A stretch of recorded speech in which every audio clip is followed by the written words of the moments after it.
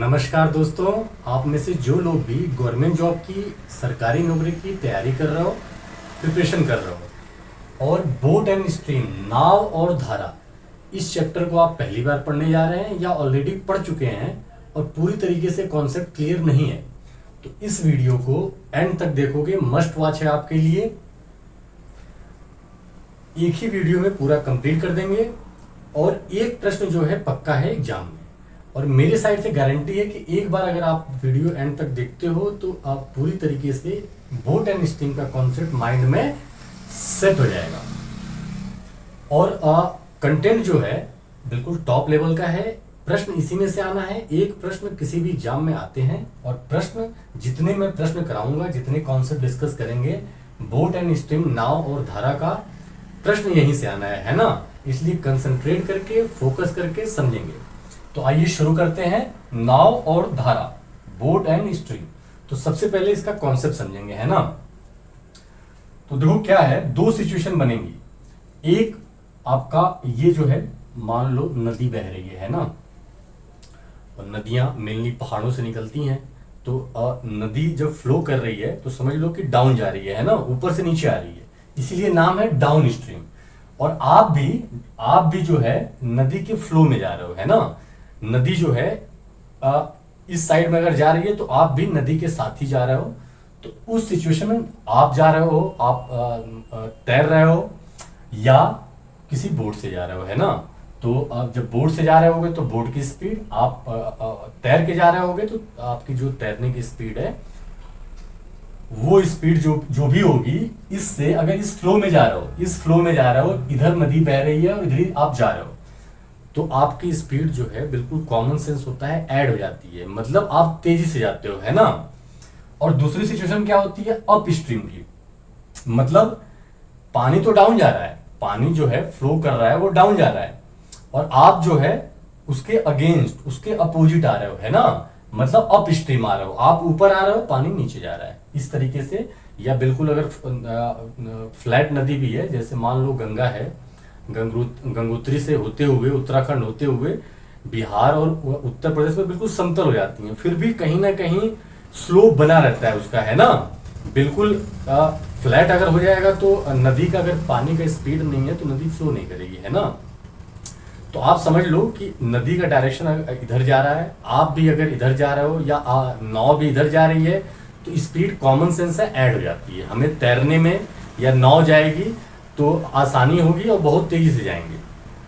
या अगर जो है नदी ऐसे फ्लो कर रही है, आप उधर से आ रहे हो, तो हमेशा ही स्पीड आपकी माइनस हो जाएगी, है ना।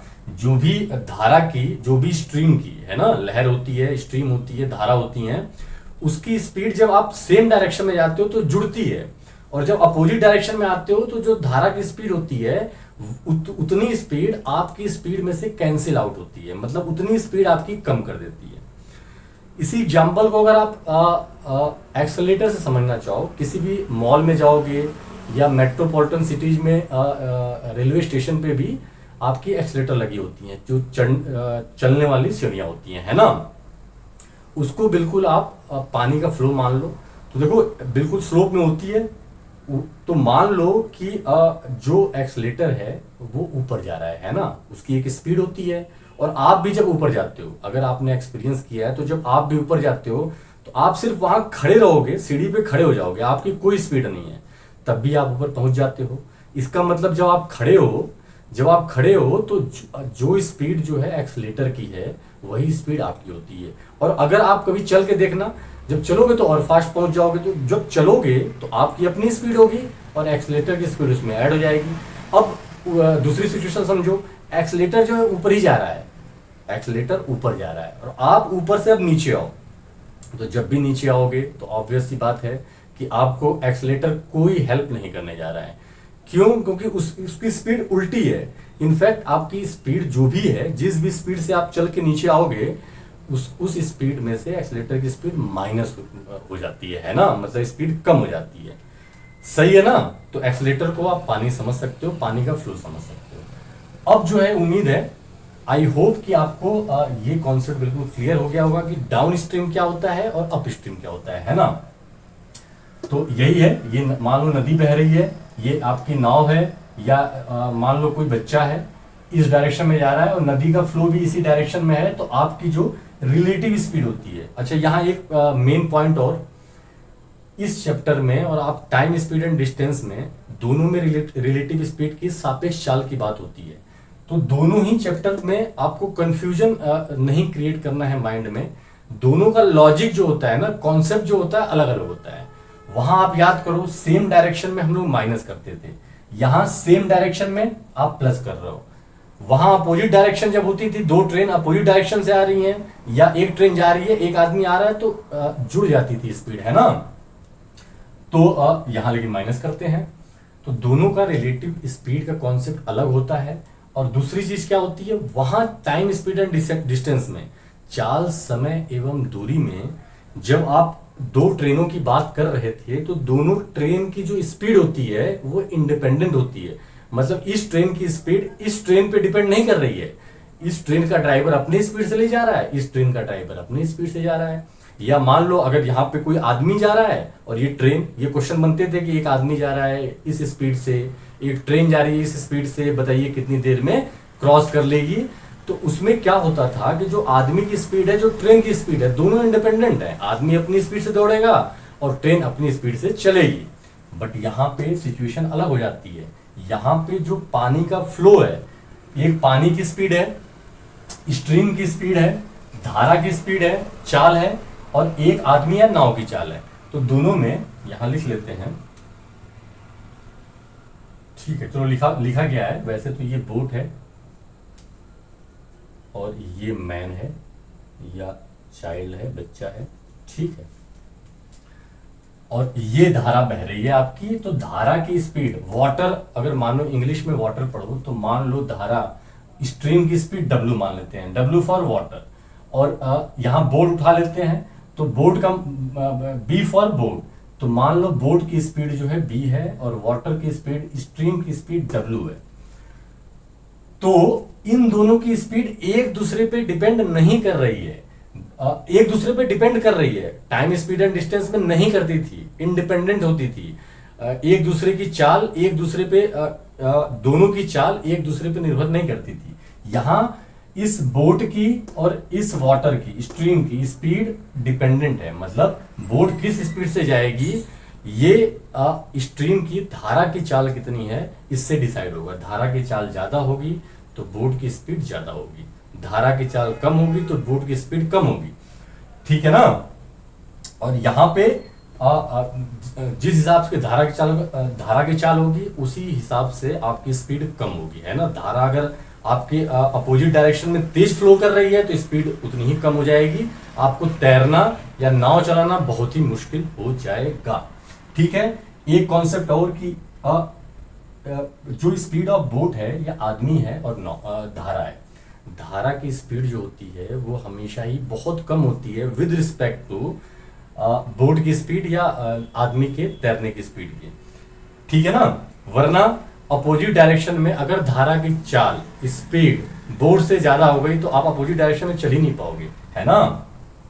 इस वाली सिचुएशन में अगर बोट इधर जा रही है और धारा इधर आ रही है, तो अगर धारा की स्पीड जो होगी हमेशा ही, ये मान लो B फॉर बोट और W फॉर वाटर, तो अगर मान लो धारा की स्पीड B से अगर ज्यादा हो गई, बोट की स्पीड से ज्यादा हो गई, B जो है बोट की स्पीड है और धारा की W, तो तब आप इधर जा ही नहीं पाओगे ना, अपोजिट डायरेक्शन में जा ही नहीं पाओगे। आपकी अगर बोट की स्पीड इससे कम हुई तो आप इसी डायरेक्शन में आओगे, पानी आपको उधर जाने ही देगा, है ना।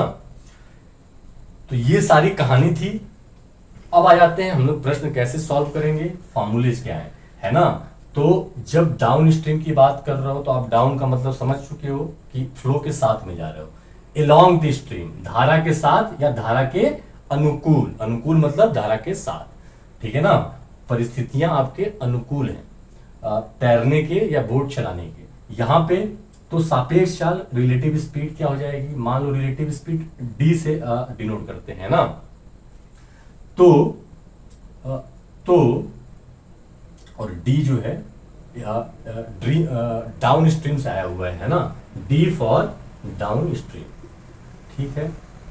और तो रिलेटिव स्पीड इस केस में, डाउन स्ट्रीम के केस में जब धारा के साथ जा रहे हो तो क्या होगी, तो speed of boat plus man की स्पीड ऑफ बोट या मैन, आदमी कहो या बोट कहो, प्लस प्लस जो है वाटर या स्ट्रीम की स्पीड।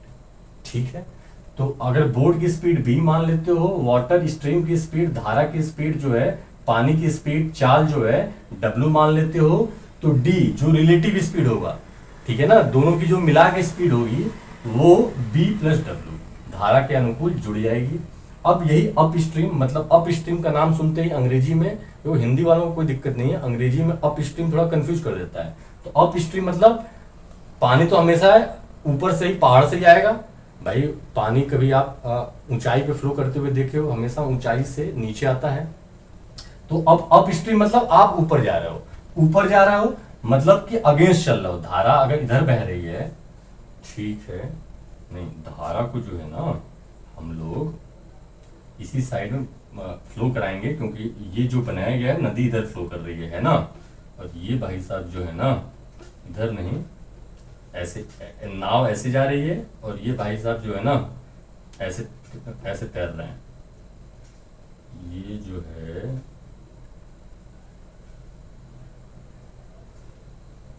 ठीक है, ये मान लो यहाँ बच्चा था, यहाँ बच्ची, तो ये बच्ची इधर तैर रही है या नाव इधर जा रही है, और स्पीड ऑफ स्ट्रीम, धारा जो है, नदी जो है इस साइड में फ्लो कर रही है ना, तो इस स्पीड को अगर b मानेंगे और इस स्पीड को अगर आप w मानोगे, तो इस बार क्या होने जा रहा है, हमेशा ही ये पॉइंट हम लोग डिस्कस कर चुके हैं कि बोर्ड की स्पीड जो होगी हमेशा ही ज्यादा होती है। प्रश्न में आपको कभी नहीं आएगा कि बोर्ड की स्पीड कम दे दे, तो स्पीड क्या हो जाती है, माइनस हो जाती है, अपोजिट डायरेक्शन हो गया।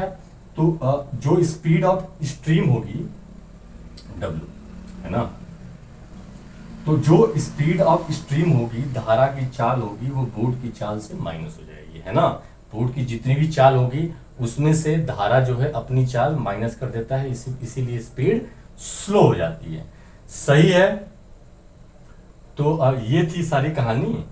अब जो है यहां से एक हम लोग फॉर्मूला डिराइव करेंगे जो बहुत ही काम का है, बिल्कुल प्रश्न उड़ा देगा। तो देखो, अब अगर डाउन स्ट्रीम की बात करूं, धारा के अनुकूल बात करूं, तो b प्लस डब्ल्यू, है ना, equal to D, b plus W equal to D. और धारा की विपरीत बात करूं, विरुद्ध बात करूं, अगेंस्ट द स्ट्रीम बात करूं, तो b minus W equal to U. ये दो इक्वेशन हमें मिली, मतलब यहां से ये वाली इक्वेशन और यहां से ये वाली इक्वेशन। अब देखो इसको सॉल्व करेंगे आप, है ना, इसको अगर सॉल्व करोगे तो b plus W equal to D है और b minus W equal to U, है ना, अप स्ट्रीम। तो अब क्या करेंगे हम लोग, सबसे पहले ऐड कर लो इसको, तो ऐड करोगे तो ये प्लस रहेगा, ये माइनस का माइनस और ये प्लस, तो देखो ये माइनस वाले कट जाएंगे, 2b equal to D plus U, यहां से b कितना आ गया, d प्लस यू बाई 2। सही है, तो यहीं से b equal to D plus U by 2, और इसी को आप माइनस कर दोगे, इसी को जो है अगर आप माइनस कर दोगे तो आपको क्या मिल जाएगा, आपको माइनस करने का मतलब होता है कि जो अगर यहाँ प्लस है तो माइनस हो गया, मतलब कुछ भी नहीं लगा है तो अंडरस्टूड है प्लस है, ये माइनस तो ये प्लस, यहाँ प्लस है तो माइनस, इसका मतलब जो है इस बार ये कैंसिल आउट हो गया b, और ये जोड़ोगे तो 2w equal to D minus U, तो w equal to D minus U by 2। सही है, w equal to D minus U by 2। तो ये आप समझ गए। तो अब यहां से जो है, यहां से हम लोग देखो प्रश्न किस तरह से आएगा, आपको बोल देगा कि नाव की जो स्पीड है विद द स्ट्रीम अगर है, मतलब धारा के साथ ही जा रही है, तो इतनी है, मतलब d दे दिया टोटल, और आपको धारा के विपरीत दे देगा, u दे देगा, और पूछेगा कि बोर्ड की जो है शांत जल में, स्थिर जल में, है ना, स्टिल वाटर में स्पीड बताइए। आप एक चीज समझो, ये जो b है w है, मेन b जो है W तो मान लो फ्लो कर ही रहा है, ये B जो स्पीड है वो स्पीड आप मान के चलते हो कि पानी ठहरा हुआ है। तो अब जिस भी स्पीड से आप तैरोगे या नाव चलाओगे वो उसकी अपनी स्पीड होगी। अब अगर पानी स्टिल नहीं रहेगा, पानी भी चलने लगेगा, मतलब धारा फ्लो होने लगेगी, तो स्पीड उसी हिसाब से बोट की चेंज हो जाती है, सेम डायरेक्शन में तेजी से, अपोजिट डायरेक्शन में धीरे धीरे। ठीक है ना। तो जो बी है वो स्टिल वाटर की स्पीड है। मतलब तो आपसे पूछेगा, मान लो आपको डी दे दिया, यू दे दिया, मतलब धारा के अनुकूल दे दिया स्पीड कितनी रिलेटिव, और धारा के विपरीत दे दिया। आपसे पूछेगा कि बताइए नाव की स्थिर जल में, स्टिल वाटर में स्पीड क्या है, तो आप क्या करोगे, डायरेक्ट दोनों को जोड़ोगे और 2 से भाग दे दोगे आंसर। अगर वाटर की स्पीड पूछता है तो माइनस कर दोगे और डिवाइड बाई 2 कर दोगे आंसर। हमेशा देखो डी माइनस यू है तो निगेटिव में कभी भी नहीं आएगा, है ना। डी मतलब डाउन स्ट्रीम और माइनस यू, तो डाउन स्ट्रीम की स्पीड हमेशा ही ज्यादा होगी, अप स्ट्रीम की स्पीड हमेशा ही कम होगी। मतलब जब आप दिशा में जा रहे होगे सेम डायरेक्शन में तो स्पीड तेज होती है, इसीलिए डी माइनस यू आता है, हमेशा ध्यान रखोगे, है ना। ठीक है, तो ये बात पक्की हो गई हमारी। अब जो है हम लोग टाइम स्पीड एंड डिस्टेंस जो है, देखो इस चैप्टर को पढ़ने से पहले हमेशा ही आप टाइम स्पीड एंड डिस्टेंस जो है उसको पहले कवर किया करो, क्योंकि उसी की मेनली कॉन्सेप्ट जो है ना, जैसे जो बेसिक फॉर्मूलेज हैं यहाँ पे आप अप्लाई करते हो, है ना। और अगर अभी तक आपने नहीं देखा है, टोटल हम लोग इस चैप्टर से पहले जस्ट जो है time speed and distance 100% complete किए हैं, है ना। टोटल 12 टाइप्स में पूरा लेक्चर रिकॉर्ड हुआ है। 12 टाइप्स में, वो जो 12 टाइप्स हैं आप समझ लो, गारंटी है कि उन्हीं 12 टाइप्स के आप कोई भी गवर्नमेंट एग्जाम दे रहे हो टाइम स्पीड एंड डिस्टेंस से, उन्हीं 12 में से एक प्रश्न आना है ना। 20-20, 25-25 मिनट के, आधे घंटे के वीडियोज हैं, 12 लेक्चर्स हैं, लगभग 5-6 घंटे के। तो आप उसको एक बार देख डालो तो पूरी स्पीड एंड डिस्टेंस का कॉन्सेप्ट क्लियर हो जाएगा, और उसी में से एग्जाम में आना है। और उसके बाद ये चैप्टर पढ़ोगे तो प्रॉब्लम नहीं आएगी, वैसे भी कोई प्रॉब्लम नहीं आनी है। सिर्फ 2 चीजें आप याद रखोगे जो हम लोग ऑलरेडी डिटेल में डिस्कस किए थे, कि 1 किलोमीटर पर आवर जो होता है 5/18 5/18 मीटर पर सेकेंड होता है ना। मतलब अगर किलोमीटर पर आवर को मीटर पर सेकेंड में कन्वर्ट करना है तो 5/18 से गुणा कर दिया कीजिए। और 1 मीटर पर सेकेंड को अगर किलोमीटर पर आवर में आपको चेंज करना है, पर आवर में चेंज करना है, तो 18/5 से इंटू कर दिया कीजिए। याद करने का तरीका है कि किलोमीटर आपको हमेशा ही, जब भी किलोमीटर दिमाग में आता है, लॉजिक नहीं है, इलॉजिकल है, याद करने का आपको बता रहा हूं कि किलोमीटर हमेशा आपको लगता है कि बड़ा है ना, और मीटर छोटा है। तो किलोमीटर से जब मीटर पर सेकंड में जाएंगे किलोमीटर पर आवर से, तो 5/18 छोटा फ्रैक्शन है ना, और 1 मीटर पर सेकंड से तो मीटर छोटा किलोमीटर बड़ा, तो 18 ऊपर हो जाएगा, 18/5। इस तरह से याद कर सकते हो, है ना। बाकी जो है ये बेसिक फॉर्मूलेस थे। देखो इस डी में जो मैं लिखा हूँ इसमें कंफ्यूज नहीं होना है। यहाँ ये दूरी थी और यहाँ स्पीड थी, टाइम था, तो डी इक्वल टू हमेशा एस इंटू टी होता है। यहाँ से एस निकालोगे तो टी इधर डिवाइड में आ जाएगा, और अगर टी निकालोगे तो एस इधर डिवाइड में आ जाएगा। मतलब टाइम निकालना है तो दूरी बटे स्पीड, और स्पीड निकालना है तो दूरी बटे टाइम, और दूरी निकालना है तो स्पीड और टाइम का आप मल्टीप्लाई कर दोगे, गुणा कर दोगे, है ना। तो ये था हमारा सारा कॉन्सेप्ट नाव और धारा से रिलेटेड। अब आ जाते हैं प्रश्न में।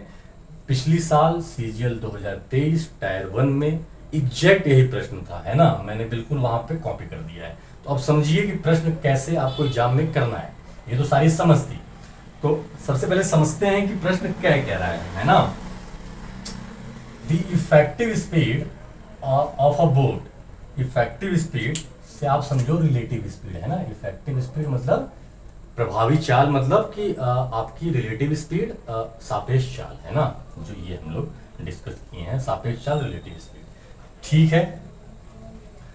तो effective speed of A boat is कितना दिया हुआ है, 15.2 किलोमीटर पर आवर, 15.2 किलोमीटर प्रति घंटा, सही है।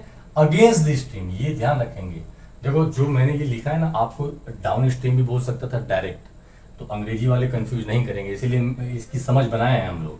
हिंदी वालों को तो धारा के साथ बोलेगा या अनुकूल बोलेगा, ठीक है ना, तो उसमें कोई समस्या नहीं। अनुकूल का मतलब होता है कि हमारे अनुकूल हैं चीजें, ठीक है ना, हमारे, और प्रतिकूल मतलब उल्टा, सही है। तो अगेंस्ट द स्ट्रीम बोट की स्पीड 15.2 किलोमीटर पर आवर है। तो ये क्या दिया हुआ है, मैंने अभी अभी समझाया कि जो बी होता है, जब भी आपको देगा तो बोलेगा शांत जल में जो नाव की चाल है वो इतनी है, तो आप समझ जाओगे बी दिया हुआ है, ठीक है। और धारा की चाल बोलेगा तो आप समझ जाओगे डब्ल्यू दिया है। मतलब जब भी आपको बी देना होगा उसको ना, बोट की स्पीड या आदमी की स्पीड, तो वो बोलेगा कि शांत जल में बोट की स्पीड, नाव की चाल, आदमी की चाल इतनी है, तो समझ जाओगे बी दिया हुआ है। जब बोलेगा कि अगेंस्ट द स्ट्रीम, धारा के प्रतिकूल, ठीक है ना, धारा के विरुद्ध बोलेगा कि चाल नाव की इतनी है, तो समझ लो रिलेटिव स्पीड, इफेक्टिव, इसमें तो दिया भी हुआ है इफेक्टिव स्पीड, तो रिलेटिव स्पीड दिया हुआ है।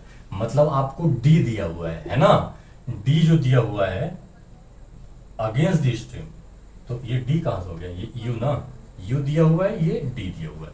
तो यू जो है अप स्ट्रीम, अप स्ट्रीम मतलब धारा के विरुद्ध, है ना, धारा के विरुद्ध। ये हम लोग कंफ्यूजन यहां हो गया है ना, D equal to B plus W है ना, ठीक है। तो ये B प्लस डब्ल्यू, ये B माइनस डब्ल्यू, सही है। तो अब आ जाओ,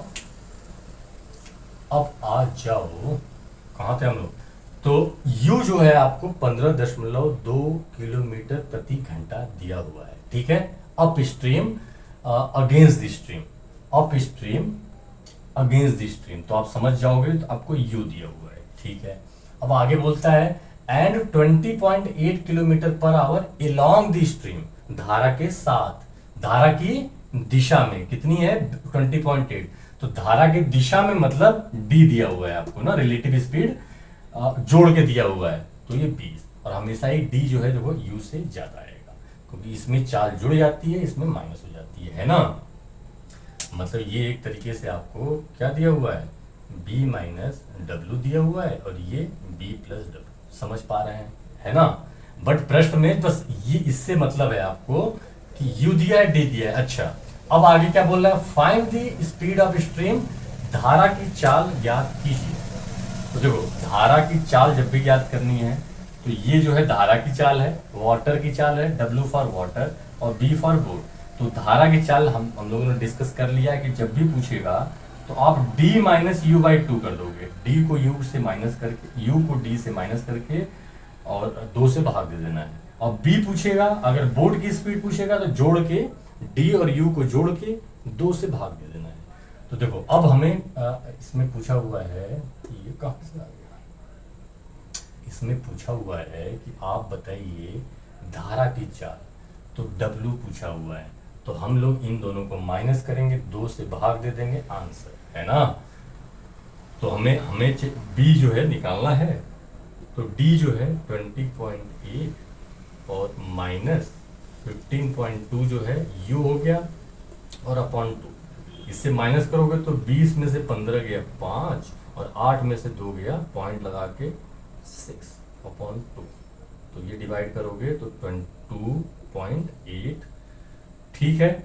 स्पीड किसमें दी है, किलोमीटर पर आवर, सही है। तो हमारा C option is our correct option, सही है। अगर मान लो इसी में तो या तो स्पीड ऑफ स्ट्रीम पूछेगा, या तो आपको स्पीड ऑफ बोट पूछेगा, स्पीड ऑफ बोट पूछेगा। जब बोट पूछेगा तो आप यही क्या चल रहा है, डब्ल्यू है ना ये, ठीक है। तो अब जो है मान लो आपको बी पूछता है, बोट स्पीड ऑफ बोट पूछता है, तो आप कैसे करोगे, स्पीड ऑफ बोट मतलब जोड़ के 2 से भाग, तो इसको जोड़ के 2 से भाग दे देना, ठीक है ना। b equal to D plus U by 2, तो d जो है 20.8 प्लस 15.2 और बटे 2, ठीक है। इसको जोड़ोगे तो 20 और 15 35 और 0.8.2 36, तो 36/2 18 किलोमीटर पर आवर, ठीक है। तो अब देखो 18 भी ऑप्शन में दिया हुआ था, तो कंफ्यूज नहीं करना, इसमें कंफ्यूज नहीं होना है। एक बार मैं पूरी चीजों को समअप कर देता हूँ, है ना। थोड़ा बहुत हम लोग का लिखने में भी मिस्टेक हो गई थी, तो अब देखो बिल्कुल फोकस करो, एक बार समअप कर रहा हूँ सारी कहानी इकट्ठा करके। तो देखो, डाउन स्ट्रीम जब बात हो, अलॉन्ग द स्ट्रीम बात हो, धारा के साथ अनुकूल बात हो, तो हमेशा स्पीड जुड़ जाती है बोट की और धारा की। बोट की स्पीड स्टिल वाटर में b और धारा की स्पीड w। तो रिलेटिव स्पीड क्या हो जाती है, d डाउन स्ट्रीम है तो डाउन स्ट्रीम में रिलेटिव स्पीड d से दिखाया जा रहा है। अब ये हो जाएगा स्पीड ऑफ बोट और speed of water. Speed of boat in still water b है, वाटर की धारा की w है, तो आप d equal to b plus w हो जाएगा। ठीक है, अप स्ट्रीम की बात होगी, मतलब अगेंस्ट द स्ट्रीम की बात होगी, धारा के विरुद्ध प्रतिकूल की बात होगी। इस केस में जिधर धारा की चाल है उसके अपोजिट में नाव चलेगी या आदमी चलेगा, बोट या आदमी, है ना मैन,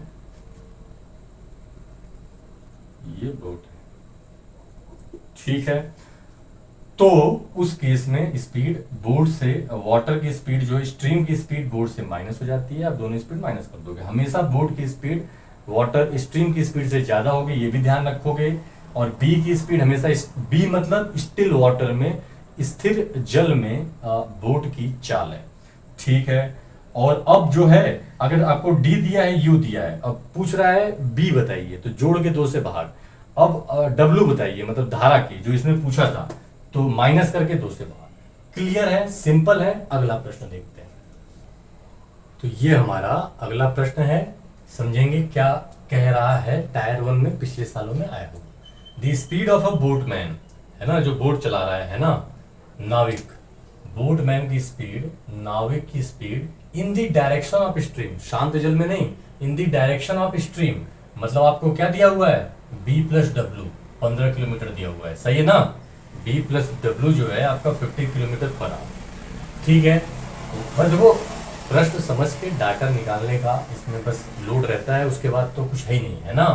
और आप फॉल्ट कहाँ होती है, डाटा में ही फॉल्ट होती है। कभी आपको बी दिया, बी प्लस डब्ल्यू दिया है, आपको लगेगा बी दिया हुआ है, सब कुछ गड़बड़। While the speed of stream is, तो स्पीड ऑफ स्ट्रीम का मतलब है कि डब्ल्यू दिया हुआ है आपको 1.5 किलोमीटर पर आवर, वाटर की स्पीड है ना। ठीक है, what is the speed of boatman against the stream. Against the stream का मतलब है b माइनस डब्ल्यू, तो b माइनस डब्ल्यू आपसे पूछ रहा है। क्लियर है, तो अब सिंपल है, अब कुछ भी नहीं है, अब तो कैलकुलेशन है बस। अब यहाँ क्या करोगे, b आपको चाहिए, w दिया हुआ है, ठीक है ना, मतलब b माइनस डब्ल्यू कितना है 1.5, यही तो आपको चाहिए, मतलब b की वैल्यू चाहिए। और b की वैल्यू यहाँ से आ जाएगी, क्योंकि w जो है 1.5 15 है, तो यहाँ से b कितना आ जाएगा, इधर माइनस करोगे तो 13.5 किलोमीटर पर आवर b आ गया। अब यहाँ रख लो, तो b जो है आपका 13.5 और माइनस 1.5, इसको माइनस करोगे तो 12 किलोमीटर पर आवर जो है स्पीड ऑफ बोटमैन है अगेंस्ट द स्ट्रीम, है ना। b माइनस डब्ल्यू आपने निकाला है 12 किलोमीटर प्रति घंटा। Option C is our correct option. Clear है, तो सिंपल प्रश्न है, बस आप एक बार समझ बना लो, वैल्यू दी रहेंगी और आपको बस उसको अच्छे से फोकस करके वैल्यू निकाल लेनी है, उसके बाद तो सिंपल सी कैलकुलेशन। सही है, अगला प्रश्न देखते हैं। तो ये है हमारा अगला प्रश्न, समझते हैं क्या कह रहा है। सीजीएल 2023 टायर 1 में आया हुआ है पिछले साल। तो स्विमर स्विम्स अ डिस्टेंस, एक तैराक है, swims a distance of 36 kilometre in 6 hour, 36 kilometre 6 घंटे में। ये वर्ड ध्यान रखना है, डाउन स्ट्रीम, ठीक है ना, डाउन स्ट्रीम मतलब धारा के साथ। तो ठीक है, and a distance of 40 kilometre in 8 hour up stream, ठीक है, धारा के प्रतिकूल। Find the speed of swimmer in still water. Still water दिया है ना, तो इसका मतलब क्या पूछ रहा है, बी पूछ रहा है, ठीक है। और दिया क्या क्या है, डाउन स्ट्रीम दिया है, मतलब बी प्लस डब्ल्यू दिया हुआ है आपका, और 36 किलोमीटर जाएगा और 6 घंटे में जाएगा, तो स्पीड कितनी हो जाएगी, डिस्टेंस अपॉन टाइम। स्पीड जो है डिस्टेंस अपॉन टाइम, तो डिस्टेंस जो है 36 दिया हुआ है, स्पीड जो है 6, 6 या 36, सही है। तो 6 किलोमीटर प्रति घंटा आ गया आपका डाउन स्ट्रीम, डी आ गया है ना, डी। अब अप स्ट्रीम जो है, अप स्ट्रीम मतलब बी माइनस डब्ल्यू, तो बी माइनस डब्ल्यू क्या दिया हुआ है, अप स्ट्रीम क्या दिया हुआ है, धारा के विपरीत क्या दिया हुआ है, 40 किलोमीटर 8 घंटे में, मतलब 40/8, तो 8 5 जा 40, तो 5 किलोमीटर प्रति घंटा जो है बी माइनस डब्ल्यू यू आ गया, और डी जो है बी प्लस डब्ल्यू 6 आ गया। आपसे पूछ रहा है डी, तो देखो आपको कुछ भी नहीं करना है, बस दोनों को जोड़ के और 2 से डिवाइड कर देना है। डब्ल्यू पूछ रहा होता, स्ट्रीम का पूछ रहा होता, तो माइनस करके 2 से डिवाइड कर देते, सिंपल था। तो इसमें क्या करेंगे, 6 + 5/2, तो 11/2 ये हो जाएगा 5.5 किलोमीटर पर आवर, आंसर। तो कौन सा option, C option is our correct option, सही है। वाटर पूछता, स्पीड ऑफ स्ट्रीम, धारा की चाल पूछता, तो क्या करते, 6 - 5/2 1/2 0.5 किलोमीटर पर आवर, सही है ना। तो सिंपल है। अब उम्मीद है कि आप लोग को बिल्कुल सेट हो गया होगा बेसिक जो फार्मूला है कैसे रिलेटिव स्पीड सेट होती है। अगला प्रश्न लेते हैं। तो ये हमारा अगला प्रश्न है, सीजीएल टायर 1 में आया हुआ, समझेंगे क्या कह रहा है। A boat takes double of time, दुगना समय, double of time taken by it to go downstream, देखो downstream while coming in the same distance upstream, जब वही दूरी जो डाउन स्ट्रीम में धारा के साथ ट्रेवल की गई थी, जब वही दूरी वो बोट जो है जब अप स्ट्रीम आती है, अप स्ट्रीम का मतलब धारा के विपरीत। तो देखो एक चीज फिक्स है, धारा के विपरीत जब चलते हो तो ज्यादा समय लगता है, धारा के साथ चलते हो तो कम समय लगता है, तो हमेशा ही डाउन स्ट्रीम में कम समय लगेगा।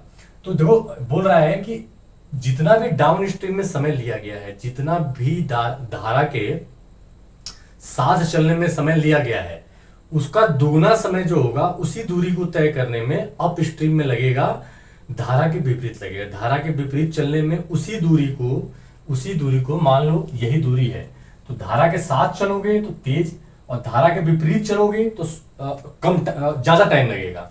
धारा के साथ स्पीड ज्यादा मतलब टाइम कम, और धारा के विपरीत स्पीड कम मतलब टाइम ज्यादा। तो हमेशा ही धारा के विपरीत जो भी टाइम लग रहा है उसका दुगना समय जो है, धारा के अनुकूल वाला जितना भी समय था उसका दुगना समय धारा के विपरीत लगेगा। क्लियर है ना। इफ स्पीड ऑफ वाटर दिया हुआ है, W दिया हुआ है, find the speed of boat, नाव की चाल ज्ञात कीजिए। तो देखो डाउन B + W, और अप क्या होता है B - W, रिलेटिव स्पीड है ना, डाउन में B + W और अप में B - W। तो अब देखो आपको W दिया हुआ है और बोल रहा है कि डाउन जाने में, धारा के साथ जाने में जितना भी समय लगता है, तो देखो क्या है,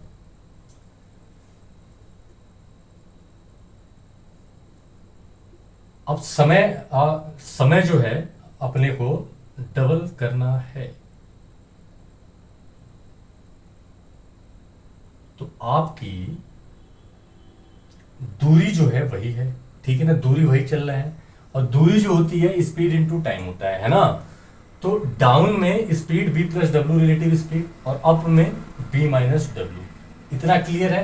तो B, अब देखो एक चीज तो बताओ, अपवर्ड में, अप में समय ज्यादा लगेगा, ठीक है ना। तो अगर यहाँ पे आपका समय 1 लग रहा है, तो यहाँ समय कितना लगेगा, 2 लगेगा। कोई समय दिया नहीं है, रेशियो दिया हुआ है ना, कि अगर डाउन जाने में आप जानते हो कि समय कम लगेगा।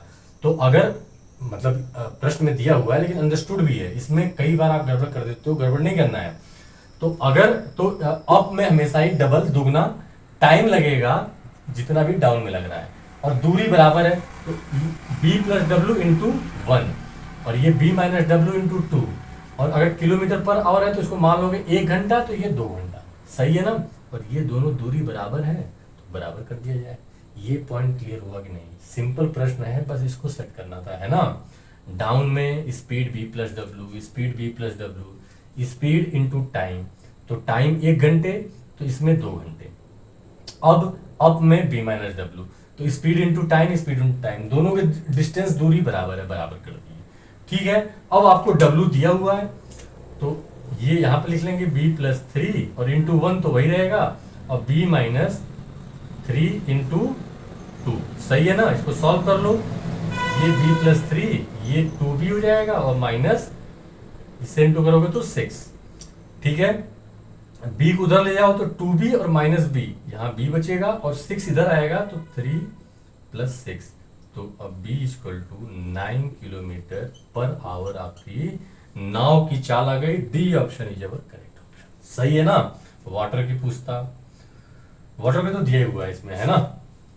सही है, सिंपल था, बस इसको सेट करना था। कई बार आप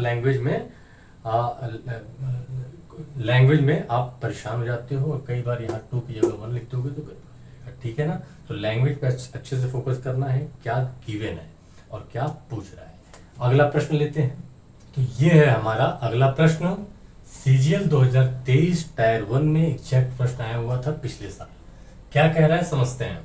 अ boat running upstream takes 10 hours, मतलब विपरीत दिशा में टेक्स 10 आवर्स 10 घंटे to cover a certain distance. कोई निश्चित दूरी को विपरीत दिशा में, धारा की विपरीत दिशा में कोई नाव चलती है तो किसी निश्चित दूरी को 10 घंटे में तय करती है। वाइल, जबकि it takes 7 hours to cover the same distance running downstream. जबकि अगर धारा के अनुकूल, है ना, धारा के अनुकूल चले, धारा के साथ चले तो डाउन स्ट्रीम में तो सिर्फ 7 घंटे लगता है। ठीक है ना, कम टाइम लगेगा। What is the ratio between the speed of boat and that of the water current respectively, है ना। करंट मतलब वो इलेक्ट्रिसिटी वाला करंट नहीं समझना है। देखो क्या होता है, करंट का मतलब वही आपकी धारा है, ऐसे चलती है ना, करंट भी चलती है और ऐसी धारा भी चलती है ना। तो क्या कहते हैं, वाटर करंट का आपको क्रमशः रिस्पेक्टिवली दिया हुआ है ना। देखिए ऑप्शन हमने नहीं लिया है, ऑप्शन में आपको जैसे मान लो, अगर मान लो 17/3 है और 3/17 है, ये दोनों ऑप्शन में अगर दिए रहेंगे और आप इस पे फोकस नहीं करोगे रिस्पेक्टिवली पे तो गड़बड़ हो जाएगा, है ना। तो रिस्पेक्टिवली का मतलब है, क्रमशः का मतलब होता है कि the ratio between the speed of boat आप पहले लोगे और फिर धारा की चाल जो है बाद में लोगे, मतलब B/W चाहिए हमें ना, B/W चाहिए। ठीक है, तो कैसे अप्रोच करेंगे, तो सिंपल है, जैसे पिछला प्रश्न किया गया है। पिछले प्रश्न में तो आपको रेशियो दिया था टाइम का, इसमें तो डायरेक्ट जो है आपको टाइम ही दे दिया है। ठीक है ना, लेकिन इसमें आपको किसी की स्पीड नहीं पता है ना, ना ही बोट की पता है ना ही करंट की, उन्हीं दोनों का रेशियो आपको पता करना है। तो देखो क्या है, डाउन स्ट्रीम में धारा के साथ जितनी दूरी चल रहा है उतना ही धारा के अप स्ट्रीम में धारा के विपरीत चल रहा है। तो धारा के साथ जब जाएगा तो स्पीड कितनी, B+W जुड़ जाती है, इनटू टाइम कितना ले रहा है, 7 घंटे। अप स्ट्रीम में हमेशा ध्यान रखा करो, बार बार आप इसमें गड़बड़ हो जाता है फोकस करने में। अगर टाइम दिया हुआ है तो आप डाउन में हमेशा ही स्पीड प्लस करके लिखेंगे और टाइम इससे तो कम ही रहेगा, है ना। अप स्ट्रीम में ज्यादा समय लगता है अगर वही दूरी है तो इंटू 7, इधर जो है B-W, अप स्ट्रीम में माइनस हो जाएगी स्पीड, इंटू 10 घंटे लग रहा है। और ये दोनों, तो ये स्पीड इंटू टाइम, ये स्पीड इंटू टाइम, वही दूरी है बराबर, है ना। अब ये इधर आएगा और इसको इधर क्रॉस मल्टीप्लाई नहीं, मतलब ये B-W इधर आएगा तो डिवाइड में, और ये 7 इधर जाएगा तो डिवाइड में। ठीक है, तो B+W अपॉन B-W 10/7 आ गया। अब यहीं से हमें क्या चाहिए, B/W, B/W चाहिए। तो दो तरीका है, एक तो सिंपल जैसे हम लोग करते हैं कि क्या करोगे, आपको B/W चाहिए ना तो W से ऊपर नीचे डिवाइड कर दो। अगर W/B चाहिए होता तो B से डिवाइड कर देते। तो अगर ऊपर डिवाइड करोगे तो W/W तो 1 हो जाएगा और B/W, नीचे अगर W से तो B/W और माइनस WW कैंसिल, सही है। अब इस B/W को, और यहां तो रेशियो 10/7 ही है, इस B/W को मैं मान लेता हूं कि R रेशियो, यही रेशियो पूछ रहा है आपसे, R सॉल्व करने में आसानी होती है, कुछ भी एक्स वाई मान के सॉल्व कर लिया करो। अपने को पता ही है कि यही बी बाई डब्ल्यू चाहिए, तो आर प्लस वन अपॉन ये लिख सकते हैं upon R minus one equal to 10/7। सही है। क्रॉस मल्टीप्लाई आप करेंगे तो 7r प्लस 7 10r माइनस 10। यहां से सॉल्व करेंगे तो 7r उधर जाएगा तो 10r minus 7r 3r minus 10 इधर आएगा तो प्लस हो जाएगा 7 प्लस 10 17। यहां से रेशियो 3 इधर जाएगा तो 17/3। तो r क्या था हमारा, b बाई डब्ल्यू था, है ना। b बाई डब्ल्यू की जगह तो r लिए थे, तो b बाई डब्ल्यू इसका मतलब 17/3 आ गया। सही है। लेकिन इससे भी आसान तरीका हम लोग जब सिंप्लीफिकेशन पढ़ेंगे तो उसमें अच्छे से समझेंगे। अभी जो है एक हथियार है जिसका नाम है कंपोनेंडो एंड डिविडेंडो। इसको शॉर्ट में C&D नाम से भी जाना जाता है, योगांतर अनुपात, है ना। कंपोनेंडो जो है योग दिखाता है, डिविडेंडो अंतर दिखाता है, ठीक है। और उसी के कंपोनेंडो रेशियो में जनरली इसको यूज किया जाता है। जैसे मान लो आपको दो a बाई बी का रेशियो दिया हुआ है 5/3 और आपसे पूछ रहा है कि a plus B upon A minus B बताइए। फोकस करेंगे इसको, है ना। तो आपको सिंपल क्या करना है कि अगर a plus B upon A minus B है तो इधर भी आप 5 प्लस 3 अपॉन 5 माइनस 3 कर दोगे। कहने का मतलब कि अगर ये है तो ये हमेशा होगा। मतलब a बाई बी अगर इक्वल टू 5/3 है तो अब देखो जो डिनोमिनेटर में है, जो आपका हर में है ना, अंश से एक बार जोड़ेंगे, न्यूमरेटर से डिनोमिनेटर को एक बार जोड़ेंगे और न्यूमरेटर से एक बार घटा देंगे और डिवाइड में लिख देंगे, है ना। a plus B upon A minus B. अंश को हर से जोड़ोगे और अंश को हर से माइनस कर दोगे, ठीक है। लेकिन इधर अगर ये रिएक्शन करोगे तो इधर भी यही रिएक्शन करना पड़ेगा। तो अगर इधर भी रिएक्शन करोगे तो 5 प्लस 3 ऊपर और 5 माइनस 3 नीचे, ठीक है। ध्यान रखेंगे न्यूमरेटर में से जोड़ते हैं और न्यूमरेटर में से घटाते हैं, ठीक है। अब ये सॉल्व करोगे तो 8/2 4/1, मतलब a plus B upon A minus B 4/1 आ जाएगा, ठीक है। अब दूसरी सिचुएशन, अगर आपको मान लो इन दोनों का रेशियो दिया हुआ है a plus B upon A minus B equal to 4/1 और आपको चाहिए a बाई बी से मतलब जैसे अपने प्रश्न है ना, ये क्या कहते हैं, कहाँ पे ये चीज दी हुई है, आपको b बाई डब्ल्यू चाहिए, ठीक है। तो समझेंगे तो देखो क्या होता है। अब ये चीज आपने समझ ली। अब इसमें अगर जोड़ के और घटा के रेशियो दिया हुआ है तो अब यहां से डायरेक्टली a बाई बी जो है ना, a बाई बी देखो क्या होता है। अब यहाँ पे जैसे रिएक्शन यहाँ की वैसे यहाँ करोगे, न्यूमरेटर में डिनोमिनेटर जोड़ोगे तो जब a प्लस बी और प्लस a माइनस बी ऊपर करोगे तो b भी कट जाएगा, 2a आ जाएगा, है ना। और नीचे जब a प्लस बी माइनस करोगे तो 2b आ जाएगा और 2 कैंसिल हो जाएगा, a बाई बी, ठीक है। तो आप यहां से समझ लो कि अगर ये दिया है तो डायरेक्ट a बाई बी लिख सकते हो। इधर रिएक्शन करना पड़ेगा, है ना, 4 प्लस 1 अपॉन 4 माइनस 1, तो ये डायरेक्ट आ जाएगा 5/3। अब दोनों को देखिए, जब a बाई बी 5/3 था तो ये रेशियो प्लस और माइनस का 4/1 आ रहा है, और जब प्लस माइनस का 4/1 अगर ये रेशियो आप ले लो और a बाई बी निकालना है तो 5/3 आ रहा है, सही है ना। तो फिर से ध्यान रखेंगे कि जब भी a plus B upon A minus B equal to 4/1 है तो यहाँ कंपोनेंडो और डिविडेंडो लगाएंगे, C&D लगाएंगे, तो डायरेक्ट जो है आपको या a बाई बी का रेशियो आ जाएगा 4 प्लस 1 अपॉन 4 माइनस 1। इधर भी वही रिएक्शन कर देंगे। ये a बाई बी कहाँ से आया है, बेसिकली हम लोग जो काम इसमें किए वही इसमें भी कर रहे हैं। आप इसको सॉल्व करके देखना, एक बार जोड़ना और एक बार घटाना, तो a बाई बी आप पाओगे, और इधर भी तो आपको करना ही है। क्लियर है। अब यहाँ पे देखो हम लोग अप्लाई कर देते हैं। अपना ये दिया हुआ था, ये मेथड जो है थोड़ा लेंथी हो जाता है ना। तो b plus B W upon B minus W आपको 10/7 दिया है, b बाई डब्ल्यू चाहिए, तो डायरेक्ट 10 प्लस 7 अपॉन 10 माइनस 7 17/3। सही है ना। इससे तो बहुत आसान है, ये 3-4 स्टेप आपका बच जाएगा, डायरेक्ट आंसर है। वैसे भी योगांतर अनुपात C&D कंपोनेंडो एंड डिविडेंडो आप सिंप्लीफिकेशन चैप्टर में सरलीकरण में बहुत अच्छे से पढ़ने वाले हैं डिटेल में, है ना। वहां इसका ढेर सारा यूज हम लोग देखा जाएगा। यहाँ पे इस प्रश्न में इस हथियार को पक्का से अप्लाई करना है अगर समय बचाना है, ठीक है। अगला प्रश्न लेते हैं। तो ये है हमारा अगला प्रश्न, CGL टायर 2 में आया हुआ, तो फोकस करेंगे, है ना। A man takes a total of 2 hours, एक आदमी टोटल 2 घंटे लेता है, किस चीज में लेता है भाई, to cover a distance of 6 kilometre while going upstream and downstream। तो प्रश्न ये है, कह रहा है कि एक आदमी जो है ना 6 किलोमीटर की दूरी जाने और आने में जाएगा, तो मान लो अगर डाउन स्ट्रीम है तो आएगा तो अप स्ट्रीम है, जाएगा तो दिशा में जाएगा धारा के, आएगा तो विपरीत दिशा में आएगा।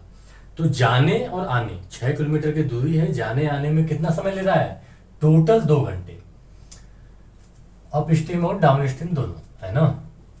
If the speed of stream is 4 kilometre per hour, मतलब डब्ल्यू दिया हुआ है, वाटर की स्पीड, स्ट्रीम की स्पीड, धारा की स्पीड, चाल दी हुई है 4 किलोमीटर प्रति घंटा। Find the speed of boat in still water, नाव की चाल स्थिर जल में ज्ञात कीजिए। और ये रहे आपके ऑप्शंस। कैसे अप्रोच करेंगे, तो सबसे पहले बिल्कुल डिटेल में समझ लेते हैं, फिर इसका एक ट्रिक भी है उसको डिस्कस करेंगे, क्योंकि डिटेल मेथड थोड़ा सा ज़्यादा लंबा हो जाता है इस टाइप के प्रश्नों में। तो लेकिन आप फोकस करेंगे, उसके बाद हम लोग बात करेंगे कि एग्जाम पॉइंट ऑफ व्यू से इसको कम टाइम में ऑप्शंस की मदद से कैसे अप्रोच करेंगे, है ना। तो पहले इसको समझते हैं।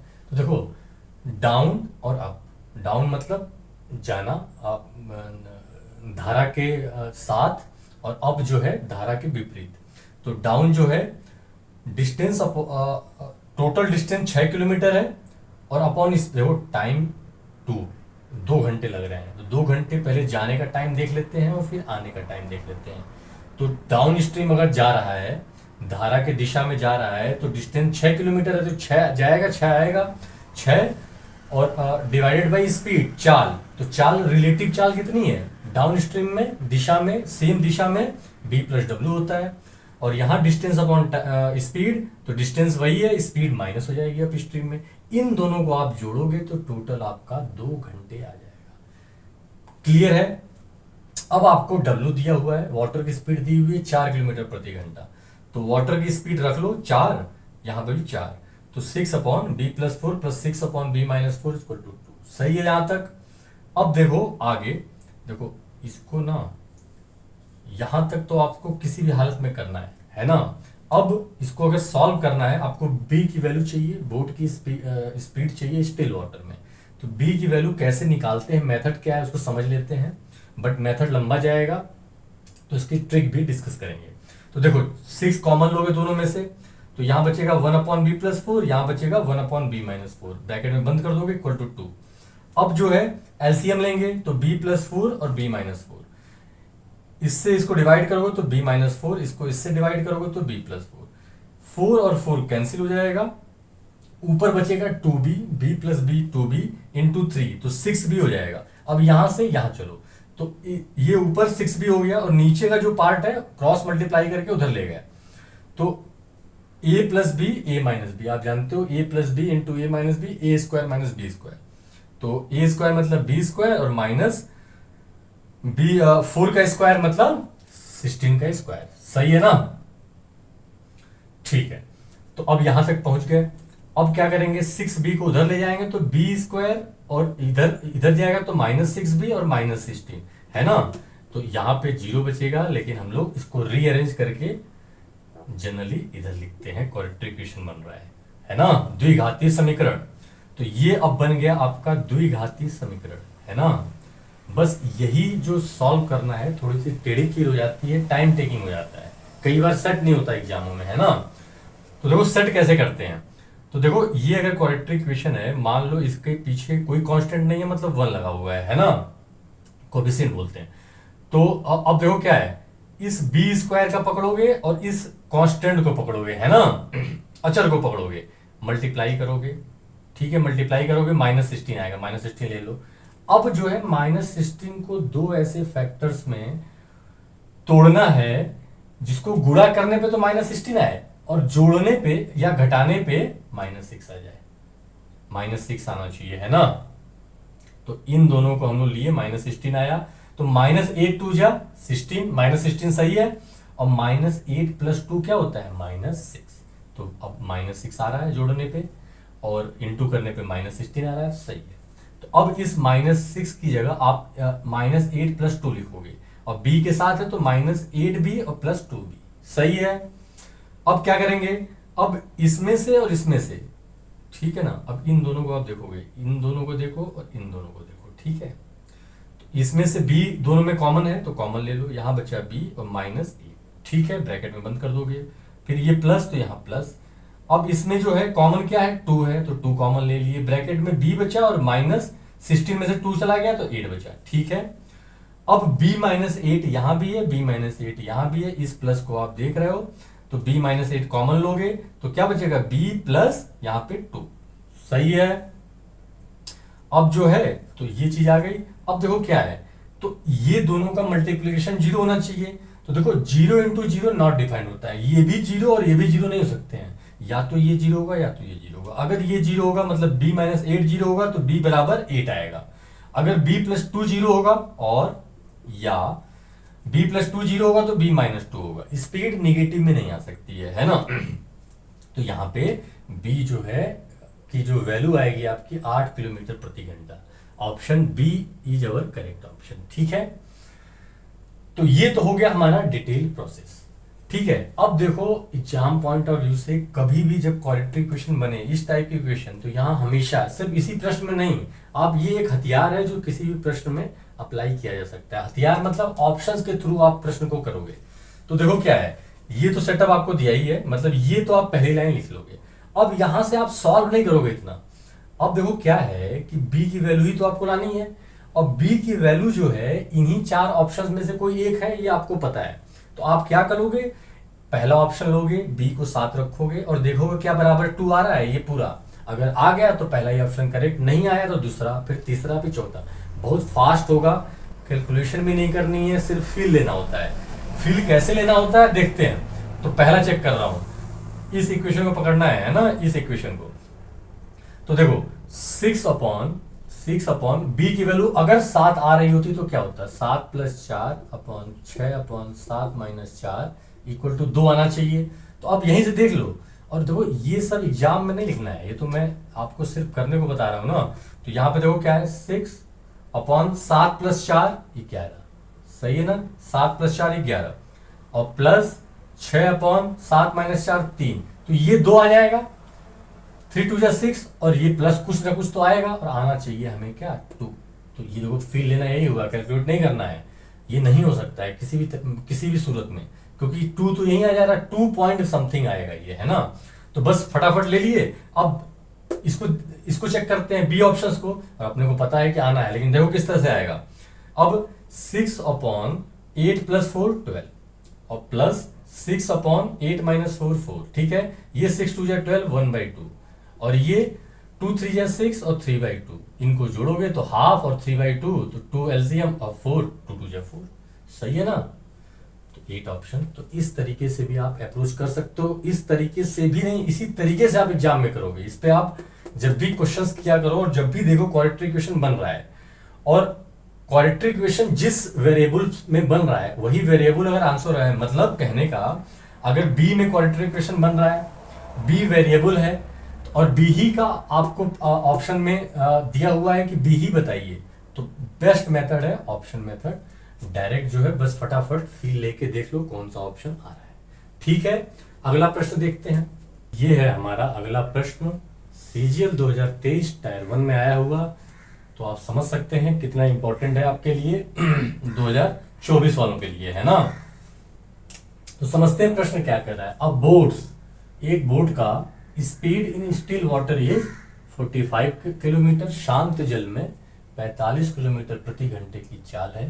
While the river is flowing at a speed of, एक नदी है जिसमें पानी जो है किस स्पीड से फ्लो कर रहा है, 15 किलोमीटर प्रति घंटे। The time taking to cover a certain distance, एक कोई निश्चित दूरी को कवर करने में जो समय लगता है, the time taking to cover a certain distance upstream is 9 hour more than the time taking to cover the same distance downstream. एक कोई निश्चित दूरी है, तो आपको पता है कि जब भी आप अप स्ट्रीम में जाते हो तो टाइम ज़्यादा लगता है, स्पीड कम होती है, और जब भी डाउन स्ट्रीम में जाते हो तो स्पीड टाइम कम लगता है, स्पीड ज़्यादा होती है ना। तो अगर आप जो है पानी की धारा के दिशा के उल्टा जा रहे हो, अपस्ट्रीम जा रहे हो, तो जितना भी टाइम लगा, कोई एक निश्चित दूरी आपने तय की, और फिर जब वापस आ रहे हो तो डाउन स्ट्रीम आओगे, दिशा में आओगे, तो आने वाला टाइम कम होगा, तो जाने वाले का जो टाइम है और आने वाले का जो टाइम है, उन दोनों का जो डिफरेंस है वो 9 घंटे है ना। तो पूछ रहा है कि प्रश्न में कि फाइंड दी डिस्टेंस, दूरी ज्ञात कीजिए जो वो जा रहा है आ रहा है ना। ऑप्शन ये रहे। तो कैसे अप्रोच करेंगे, आपको क्या क्या दिया हुआ है, बी बोट की स्पीड दी हुई है शांत जल में 45 किलोमीटर प्रति घंटा, पानी की चाल दी हुई है, धारा की चाल 15 किलोमीटर प्रति घंटा, और आपको दिया हुआ है कि अप स्ट्रीम में जो टाइम लगेगा, हमेशा याद रखो कि हमेशा जब इस तरह से प्रश्न दे तो up stream minus down stream का टाइम, तो वही दिया हुआ है 9 घंटे। तो अप स्ट्रीम का टाइम निकालना होगा, तो कैसे मान लेते हैं कि दूरी आपकी कैपिटल डी है, ठीक है। तो दूरी अपॉन चाल, रिलेटिव स्पीड, सापेक्ष चाल, तो सापेक्ष चाल अप में बी माइनस डब्ल्यू, और माइनस दूरी वही है, और जब अप डाउन स्ट्रीम होगा, दिशा में होगा, तो B plus W equal to 9। यहां तक प्रश्न क्लियर है, क्या दिया हुआ है, क्या कहना चाह रहा है और क्या पूछ रहा है। दूरी पूछ रहा है मतलब डी निकालना है। तो अब देखो कैसे अप्रोच करेंगे, अब तो सिंपल है, डी निकालना ही है, बी माइनस डब्ल्यू, तो बी माइनस डब्ल्यू चलो लिख लेते हैं 45 माइनस 15 और minus D upon 45 plus 15 equal to 9, ठीक है। अब ये d अपॉन 30 और minus D upon 60 equal to 9, ये स्टेप आप डायरेक्ट एग्जाम में लिख रहे होगे। ये तो मैं एज ए टीचर आपको समझाने के लिए सारा कर रहा हूं ना। तो डायरेक्ट आपको पता है डी निकालना है, तो स्पीड माइनस करके लिखिए, स्पीड प्लस करके लिखिए। अब देखो यहाँ ये छोटा है डिनोमिनेटर में, तो ऑब्वियसली इसकी वैल्यू बड़ी आएगी, इसकी छोटी आएगी, और दोनों का डिफरेंस 9 है, ठीक है। तो अब तो वैसे क्या कहते हैं, ऑप्शंस यहाँ भी उठा के तुरंत चेक कर सकते हैं, लेकिन क्वाड्रेटिक नहीं बनेगा, द्विघाती समीकरण नहीं बनेगा। तो हो सकता है चौथा ऑप्शन सही हो, तो डायरेक्ट कैलकुलेट कर लिया करो, कोई टफ कैलकुलेशन थोड़ी है। अब क्या करना है, एलसीएम लेना है 60, 32 जा 60, तो 2d माइनस डी 61 जा 60 इक्वल टू 9। तो यहां से आपका दूरी d इक्वल टू ये उधर जाएगा, तो 9 से 1 जा 54 किलोमीटर आपका आंसर। सी ऑप्शन इज ना फर्स्ट ऑप्शन इज जो करेक्ट ऑप्शन है ना। देखो वैल्यू पुटिंग ये बोल रहा था कि हम डी इसी विचारों में से है, तो यहाँ 540 रख के, यहाँ 540 रख के देखते इसमें 9 आता है, वो आंसर हो जाता। लेकिन इजी वाले में नहीं, जब क्वाड्रेटिक टाइप में बने तब आप ऑप्शन से जाए, ठीक है। अगला प्रश्न लेते हैं। तो ये है हमारा अगला प्रश्न, समझते हैं क्या कह रहा है। 2 प्लेसेस आर, 2 प्लेस है 108 kilometre apart, 2 boats start from both places at same time towards each other, है ना। किसी नदी में 2 जगह हैं जो 108 किलोमीटर की दूरी पे हैं, ठीक है ना। 2 बोट जो हैं फ्रॉम बोथ प्लेसेस, दोनों जगह से चलना शुरू करती हैं, टुवर्ड्स ईच अदर, एक दूसरे की तरफ, टुवर्ड्स ईच अदर, एक दूसरे की तरफ। If one boat is going downstream and other is going upstream, obvious सी बात है भाई, नदी तो किसी एक ही साइड में फ्लो कर रही होगी, तो 2 जगह से आप अगर आ रहे हो तो अपोजिट डायरेक्शन में आ रहे हो, तो एक अप स्ट्रीम आ रहा होगा तो एक डाउन स्ट्रीम आ रहा होगा, एक दिशा में धारा के आ रहा होगा तो दूसरा विपरीत दिशा में आ रहा होगा। After how much time will they meet each other if their speeds are this. नाव की स्पीड दी हुई है, एक नाव की स्पीड 12 किलोमीटर प्रति घंटा है, एक नाव की स्पीड 15 किलोमीटर प्रति घंटा है। तो अब देखो क्या है, ट्रिकी प्रश्न है, बस समझ बनाएंगे। देखो इसमें क्या हो रहा है कि जैसे अब इसको रिलेट करो स्पीड, टाइम एंड डिस्टेंस से, ऑलरेडी हम लोग कंप्लीट कर चुके हैं। दो डिस्टेंस है, 2 पॉइंट्स हैं, उनके बीच की दूरी 108 किलोमीटर है, ठीक है। नदी फ्लो हो रही है, मान लो इस डायरेक्शन में फ्लो हो रही है, ठीक है, इस डायरेक्शन में फ्लो हो रही है। तो अब एक जो है बोट इधर से और एक बोट इधर से चलना स्टार्ट करती हैं एक ही समय पे। हम लोग ऑलरेडी डिस्कस कर चुके हैं कि रिलेटिव स्पीड तभी अप्लाई होती है जब एक ही समय पे चलते हैं, ठीक है। तो ये इधर चलेगा, ये इधर चलेगा, तो जो इस साइड में चलेगा, अब मैंने नदी क्या जो धारा है उसकी दिशा ये दिखाई है इस डायरेक्शन में। तो अगर ये वाली जो है डाउन स्ट्रीम हो गया, दिशा में हो गया, तो जो भी पानी की स्पीड जो भी होगी, धारा की स्पीड जो भी होगी स्ट्रीम की, तो मान लेते हैं W, तो ये 12 प्लस W होगा, पक्की बात है, सेम डायरेक्शन। और ये मान लेते हैं कि दूसरी नाव है जो 15 किलोमीटर की दूरी स्पीड से आ रही है, तो 15 माइनस W। आप ये पूछ सकते हो कि सर इसको आपने 15 क्यों नहीं दिया, आप ले लो, कोई इशू नहीं है। अभी आप देखेंगे कि वाटर की जो धारा की स्पीड है उसका कोई इफेक्ट नहीं होने जा रहा है। ये प्रॉपर बिल्कुल ट्रेन वाला क्वेश्चन बन जाएगा, है ना, कि दो ट्रेनें दो स्टेशन से एक दूसरे की तरफ चलना एक ही समय पे स्टार्ट करती हैं, तो बताइए बीच में कब मिलेंगी। उसी टाइप का प्रश्न है, बस हम लोग को देखने का नजरिया अलग करना है। नदी में ये चीजें चल रही हैं, ट्रेन ट्रैक नहीं है, ट्रेन का अलग कॉन्सेप्ट था, ये अलग कॉन्सेप्ट है। इसमें स्पीड डिपेंडेंट होती है, मतलब अगर नाव चल रही है तो पानी की स्पीड के साथ ही नाव की स्पीड आप टोटल लोगे, रिलेटिव स्पीड है ना। तो अब ये इस स्पीड से नाव चल रही है, इधर से जो आ रही है इस स्पीड से चल रही है, ठीक है। तो अब देखो सिंपल है, अब आप इन दोनों को ट्रेन मान लो। एक ट्रेन 12 प्लस W की स्पीड से जा रही है, एक ट्रेन जो है 15 माइनस W की स्पीड से आ रही है। दोनों स्टेशन के बीच की दूरी 108 किलोमीटर है, बताइए कब मिलेंगी। Distance equal to speed into time, distance है 108, स्पीड है, तो जब स्पीड ट्रेन याद करो, ये वाली रिलेटिव स्पीड जो अभी हम लोग समझे हैं इससे अलग होती है। उसमें जब अपोजिट डायरेक्शन में आ रहे होते हैं तो जुड़ रहे होते हैं, है ना। तो स्पीड जुड़ गई, 12 plus W plus 15 minus W, ठीक है। W कैंसिल हो जाएगा, इसीलिए मैं कह रहा था W का कोई इफेक्ट नहीं जाने, चाहे आप यहाँ 12 ले लीजिए, यहाँ 15, तब भी कोई इफेक्ट नहीं पड़ेगा, है ना। और मान लेते हैं कि टी टाइम बाद ये इधर से चली, ये इधर से चली, टी टाइम बाद मिले। तो टी टाइम बाद तो ये काटोगे पीटोगे तो 12 15 27 8, 27 चौके 27 4 जा 108। तो टी आपका 4 यूनिट क्या होगी, घंटे में होगी। क्यों, क्योंकि डिस्टेंस किलोमीटर में दिया हुआ है, स्पीड किलोमीटर पर आवर में दी हुई है, तो 4 घंटे। C option is our correct option, सही है। तो थोड़ा सा इसको कंफ्यूजन नहीं करना है। हमने देखो जो पानी के साथ रिलेटिव स्पीड की बात है वो तो ये हो गया, ठीक है। एक तो ये वाली जो नाव है ये सेम डायरेक्शन में जाएगी तो प्लस हो जाएगा, माइनस। एक रिलेटिव स्पीड इस चैप्टर की बात हो रही है। अब तो इसकी स्पीड आपने रिलेटिव करके ले ली, ओवरऑल अब इफेक्टिव स्पीड जो मालूम नाव की ये हो गई, इस नाव की ये हो गई। तो अब बिल्कुल ट्रेन वाला प्रश्न बन गया, ठीक है ना। तो उसी अप्रोच से सॉल्व करेंगे हम लोग, न जाने कितने प्रश्न इस टाइप के सॉल्व किए थे। तो ठीक है, अगला प्रश्न और अंतिम प्रश्न लेते हैं इस चैप्टर का, बोट एंड स्ट्रीम, फिर उसके बाद पूरा चैप्टर समाप्त। तो ये हमारा अगला प्रश्न है और अंतिम प्रश्न है बोट एंड स्ट्रीम का। समझते हैं क्या कह रहा है। A man can row 25 kilometre against, है ना, एक नाविक जो है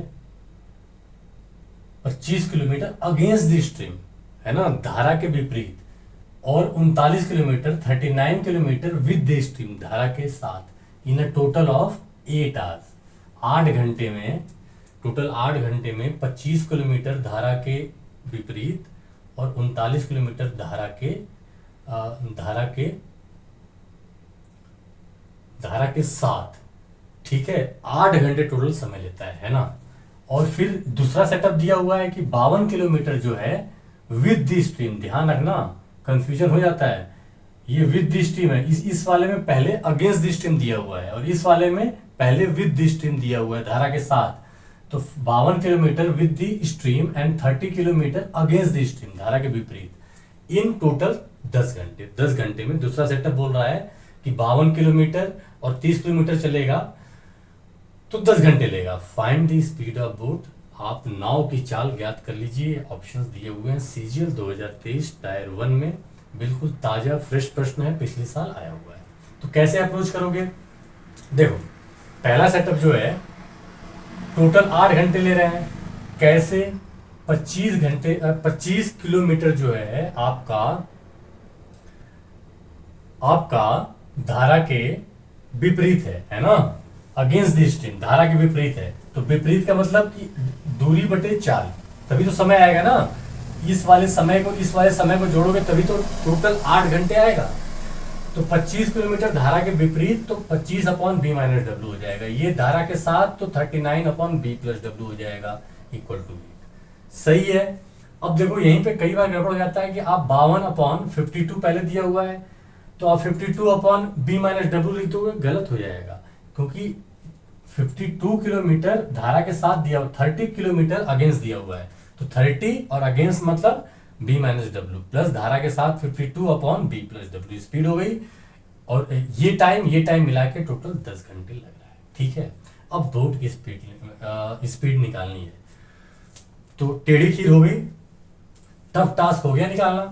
तो देखो इसका अप्रोच समझ लो, एग्जाम पॉइंट ऑफ व्यू से ये प्रश्न अगर टायर 1 में आया हुआ है, सबसे लास्ट में आप इसको करना है ना। कुछ प्रश्न जो आपके टाइम खराब करने के लिए दिए होते हैं, बहुत बहुत लेंथी प्रश्न दे देगा, जो बच्चा उसको दिल पे लेके इमोशनल होके करना स्टार्ट करेगा, फिर पूरा पेपर आपका 3-4 क्वेश्चन वो प्रश्न लेके चला जाएगा। इसी टाइप का ये प्रश्न है।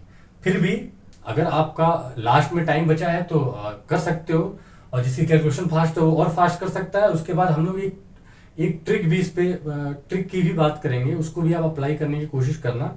घर पे ही जब सॉल्व कर रहे होगे, प्रैक्टिस करोगे, तभी एग्जाम में अप्लाई हो पाएगा। तो सबसे पहले समझते हैं इसको सॉल्व कैसे करोगे। तो आप देखो इस टाइप के प्रश्न में, वैसे देखो 2 वेरिएबल हैं बी और डब्ल्यू, 2 चर हैं और 2 इक्वेशन है, इसका मतलब बी डब्ल्यू तो निकल जाएगा, नो डाउट।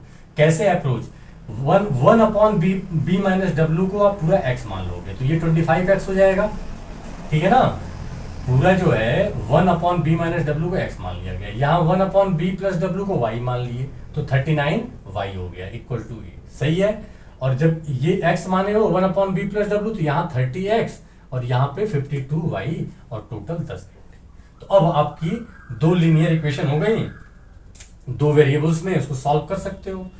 तो 25x + 39y = 8, और इसको इसके नीचे लिखो। कैसे सॉल्व करते हो, अपने को मान लो पहले y निकालना है तो x को बराबर कर दो, x निकालना है तो y को बराबर कर दो। तो y ये x को बराबर अगर आप करते हो तो देखो 25 है 30 है, इन दोनों का एलसीएम 150, तो 25 × 150 और 30 3 5 × 15 150, मतलब इसमें 6 से मल्टीप्लाई करोगे, इसमें 5 से, तो दोनों 150 हो जाएंगे, बराबर हो गए। तो अब क्या करोगे, माइनस कर दोगे, और ये जो है जब माइनस करोगे तो ये कैंसिल आउट हो जाएगा। सही है ना। और यहां से अब ये माइनस ये, तो ये जब सॉल्व करोगे तो आपका -26 आएगा। कैसे, ये 13 3 × 39 है, ये 13 4 × 52 है, तो 13 3 × 39 और 13 4 × 52। हाँ, तो देखो ये 6 से आप मल्टीप्लाई कर रहे हो ना, देखो इधर देखो, इधर 39 × 6 - 52 × 5, इसी को सॉल्व करना है। तो इसको मैं तोड़ ले रहा हूँ, 13 3 जा तो 13 आ जाएगा, ये 18 हो जाएगा, और ये 13 4 जा तो 13 और 4 5 जा 20 हो जाएगा। 13 कॉमन, 80 - 20 -2, और 13 2 जा 26 है ना। जैसे भी आप कैलकुलेशन करो, और ये बड़ा है तो माइनस लग जाएगा। यहाँ पे 8 3 जा 48, 10 5 जा 50, तो 48 - 50 माइनस कैंसिल हो गया, और 2 1 जा 2 और 2 13, तो यहां से आ जाएगा y 1/13। ठीक है, y अगर 1/13, y को माने क्या थे 1/b+w, तो 1/b+w, यहां से b+w क्या आ गया 13। ठीक है, अब देखो y यहां से 1/13 आया, तो x कैसे निकालोगे, किसी एक इक्वेशन को पकड़ो, y की वैल्यू रखो, x निकाल लो ओरिजिनल में। तो इस वाले को, पहले वाले को पकड़ते हैं, तो 25x + 39, और y की वैल्यू क्या आई है 1/13, तो y की जगह आप 1/13 लिख दोगे, y की जगह 1/13, 13 3 जा 39, और ये 3 इधर जाएगा तो 8 - 3 5, और इधर 25x, 5 1 जा 5 और 5 5 जा 25, x कितना आ गया 1/5, तो x 1/5 आ गया, मतलब 1/b+w x माना गया था, तो 1/b-w 1/5, तो यहाँ से b-w 5 आ गया। अब जो है ये आपको आसान हो गया कि b+w 13, b-w 5 यहाँ ले आओ, और उसके बाद पहले क्या करो, जोड़ दो। तो जोड़ोगे तो ये कुछ करने, जब माइनस करते हैं तब साइन चेंज होता है ना, तो w कैंसिल हो गया, 2b ये आ गया, और 13 + 5 18, 2 9 जा 18, तो b की वैल्यू 9 km/h आ गई। स्पीड ऑफ बोट आपसे पूछा हुआ था, C option is our correct option. ठीक है, तो ये तो सोल्यूशन हो गया प्रश्न का। देखो इसमें स्मार्ट अप्रोच क्या हो सकता है, बस थोड़ा सा एक स्टेप आपको ऊपर सोचना पड़ेगा। इससे पहले अभी हम लोग ऑप्शन से किए थे, तो देखो इसमें जो है थोड़ा सा एक स्टेप ऊपर हाई लेवल पे जाके सोचो। हाई लेवल पे तभी जा पाओगे जब ढेर सारी प्रैक्टिस करोगे और कैलकुलेशन फास्ट, और कैलकुलेशन पे कमांड होगा। देखो क्या है, ये सारी कहानी जो है ना, इतनी इतनी जो कहानी है, इतनी जो कहानी है, ये सारा आप बचा सकते हो और डायरेक्ट जो है इस पे आ सकते हो। डायरेक्ट इस पे कैसे, मतलब डायरेक्ट आने में तुम डायरेक्ट आ सकते हो, ये सुनने में अच्छा लग रहा है, लेकिन आना जो है थॉट लेवल में बहुत टॉप लेवल पे सोचना है। कैसे, देखो क्या है, मतलब b माइनस डब्ल्यू और b प्लस डब्ल्यू, तो b माइनस डब्ल्यू की कोई ऐसी वैल्यू मानो और b प्लस डब्ल्यू की कोई ऐसी वैल्यू मानो, मानने की कोशिश करो कि 8 आ जाए कैलकुलेशन करने पे। तो जैसे देखो अब कैसे सोचते हैं, मतलब कुछ भी नहीं कि यहाँ 1 रख के देख रहा हूँ फिर 2 रख के, ऐसे नहीं। देखो 8 आना है ना, ये 25 है, तो 25 देखो बिल्कुल साफ सुथरा नंबर आना है, मतलब नेचुरल नंबर आना है। तो कहने का मतलब कि कुछ ऐसा नंबर लो जिससे 25 कट जाए।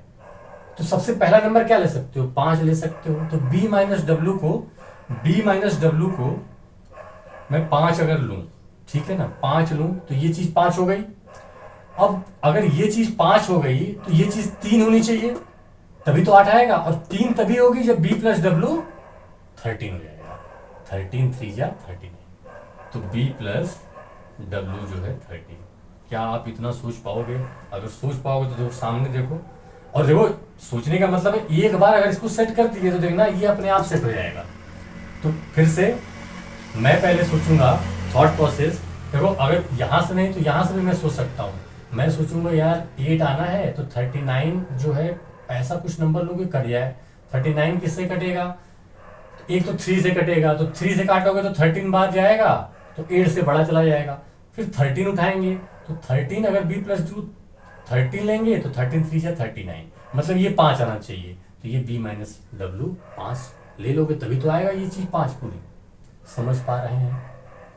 तो अब देखो b माइनस डब्ल्यू अगर 5 लोगे और ये 13 आ गया, ये तो सेट हो गया। क्या ये भी सेट हो रहा है? देख लो पक्का सेट होगा। b माइनस डब्ल्यू 5 लोगे तो 6 आ जाएगा ये, और b प्लस डब्ल्यू 13 4 जा 6 4 10। बात समझ पाए? ठीक है, तो इस अप्रोच से भी आप कर सकते हो, लेकिन फिर भी इन टाइप के प्रश्नों को आप बिल्कुल लास्ट में, जो भी आपको एक्सपेरिमेंट कर रहे होंगे लास्ट में करोगे, पहले आसान आसान प्रश्न करने होते हैं। जो आसान छोड़ देगा समझ लो उसका तो सिलेक्शन बिल्कुल नहीं होना है। जो आसान प्रश्न सारे कर लेंगे, उसके बाद कुछ अच्छे प्रश्न निकाल लोगे तो उसी हिसाब से आपकी मेरिट बनती है ना। लेकिन अच्छे प्रश्न, आसान प्रश्न जो हैं, एवरेज प्रश्न जो हैं, इजी टू मॉडरेट वाले, टफ वाले को पहले राउंड में नहीं करना चाहिए। एग्जामिनर जानबूझ के आपका पेशेंस जो है चेक करना चाहता है, आप कितने इमोशनल हो, डिसीजन लेते समय कितने इमोशनल हो जाते हो। कहने का मतलब इस प्रश्न में कुछ भी नहीं है, सबको लगेगा बहुत आसान है, लेकिन कैलकुलेशन इतनी लंबी है कि इतने में आप 2-3 प्रश्न कर लोगे, है ना। तो वो 2-3 प्रश्न जो होंगे आसान होंगे, तो आपने, और मार्क्स सबको सम्मान बराबर मिलता है, चाहे टफ हो चाहे इजी हो। आपको सीजीएल में कोई एक क्वेश्चन 3 नंबर का, एक क्वेश्चन 2 नंबर का, एक क्वेश्चन 1 नंबर का बोर्ड टाइप का तो नहीं देने जा रहा है ना। सारे प्रश्न 2 नंबर के होंगे, समान वैल्यू होगी, तो इसीलिए सबको सम्मान देना है, क्योंकि सबकी वैल्यू समान है।